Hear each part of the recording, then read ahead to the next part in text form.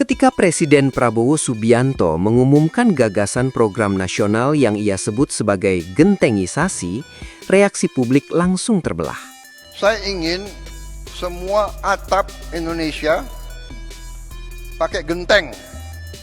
Jadi nanti ini gerakannya adalah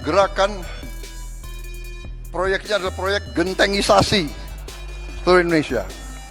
Program ini diperkenalkan dalam Rapat Koordinasi Nasional Pemerintah Pusat dan Daerah yang digelar di Sentul International Convention Center, Kabupaten Bogor, Jawa Barat, pada 2 Februari 2026, di hadapan para kepala daerah dari seluruh Indonesia. Dalam pidatonya, Prabowo menyampaikan keinginannya agar atap-atap rumah warga yang masih menggunakan seng diganti dengan genteng tanah liat. Alasannya terdengar masuk akal dan mudah diterima, demi estetika lingkungan permukiman dan untuk mengurangi panas di dalam rumah. Kota kecamatan, hampir semua desa kita sekarang, maaf ya, terlalu banyak genteng dari seng.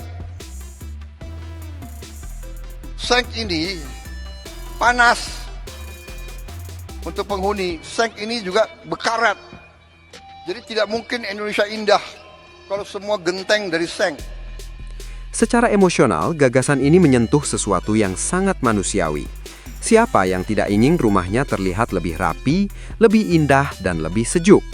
Dalam imajinasi publik, genteng panah liat identik dengan rumah permanen, rumah yang layak, rumah yang tidak lagi bersifat darurat.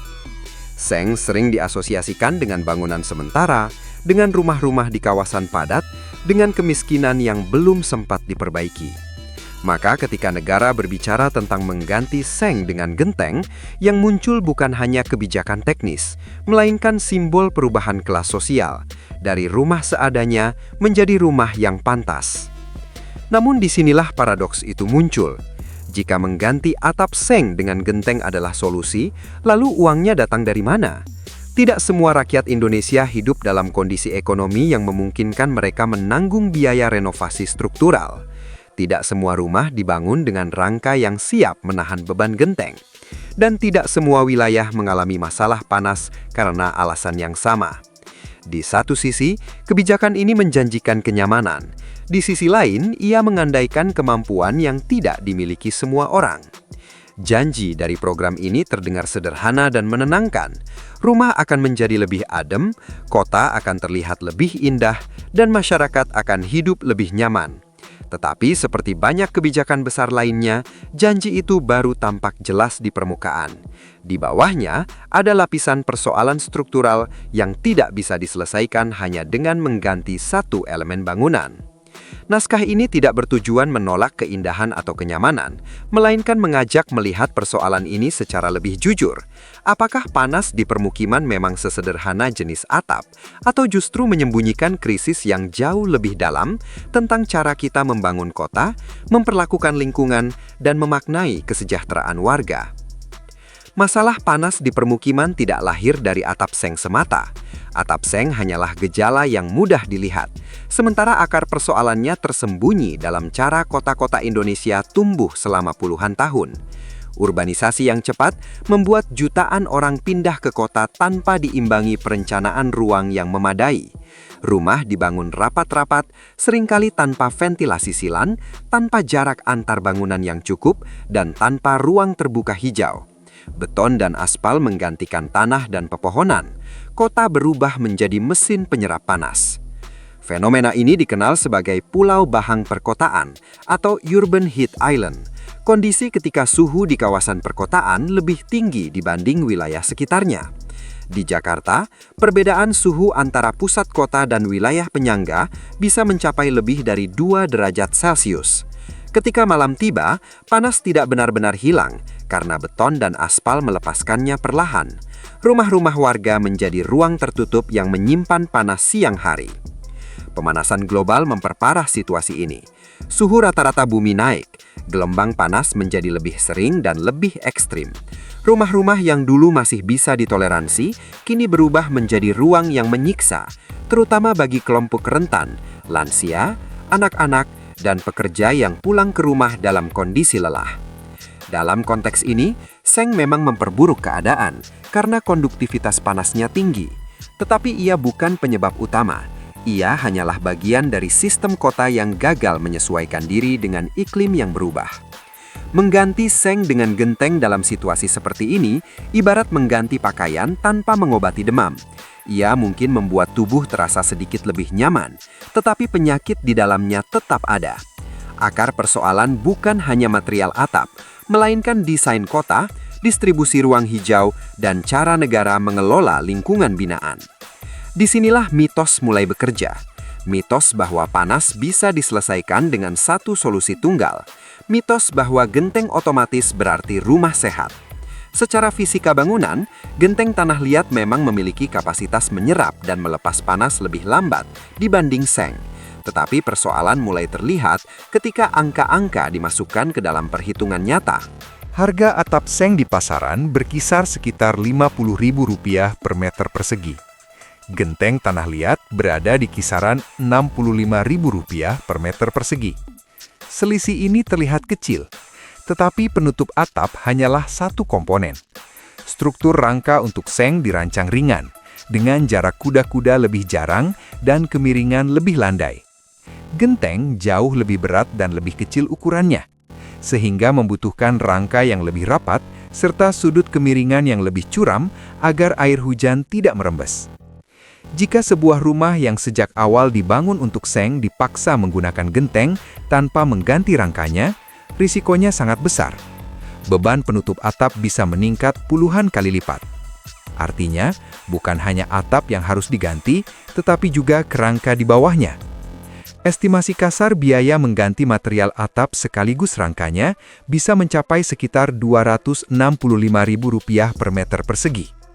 Untuk rumah kecil berukuran 36 meter persegi, biaya ini mendekati Rp10 juta, belum termasuk upah tukang.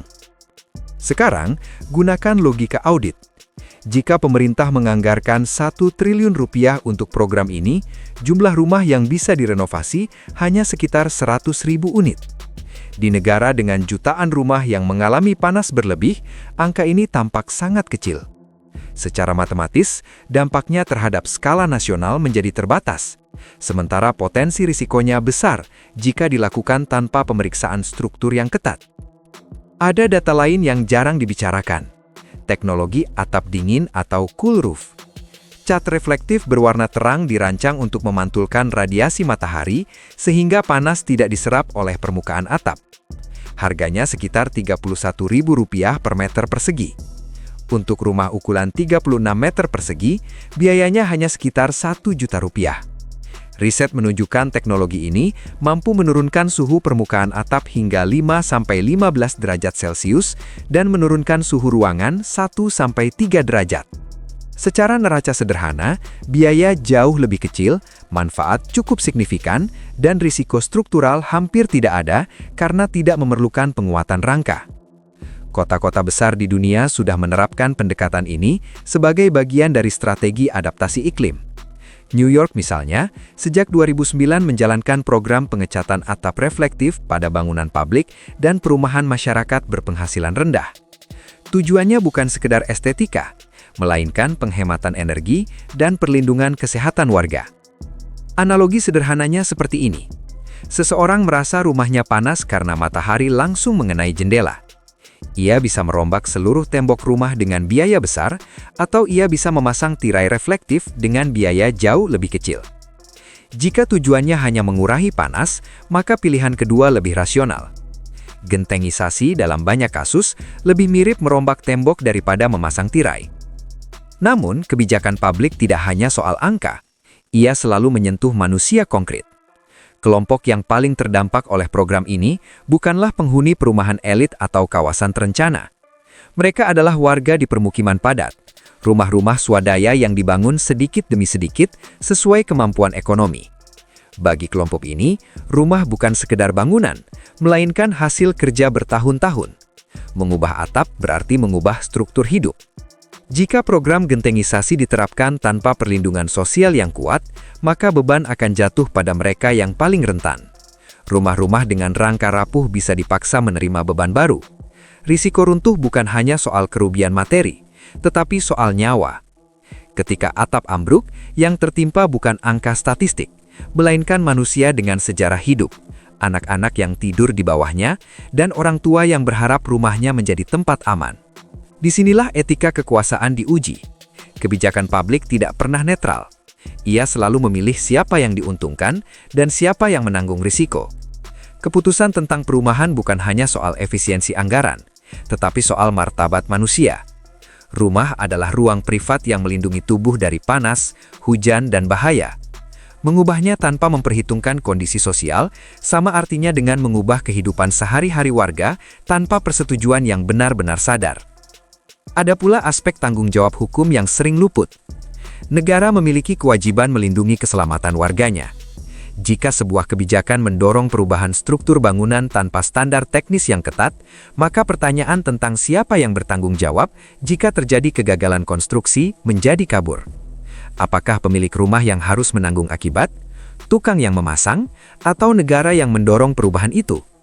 Pendekatan berbasis alam menawarkan jalan lain. Menanam pohon, memperluas ruang terbuka hijau dan merancang kota agar memiliki sirkulasi udara yang baik, tidak hanya menurunkan suhu, tetapi juga meningkatkan kualitas hidup. Anak-anak bisa bermain di bawah naungan pohon, airan menjadi lebih bersih, dan kota terasa lebih layak dihuni. Ini bukan solusi instan, tetapi ia bekerja pada tingkat yang lebih dalam, mengubah lingkungan, bukan hanya permukaan bangunan. Dalam konteks ini, panas bukanlah persoalan fisik, tetapi persoalan keadilan.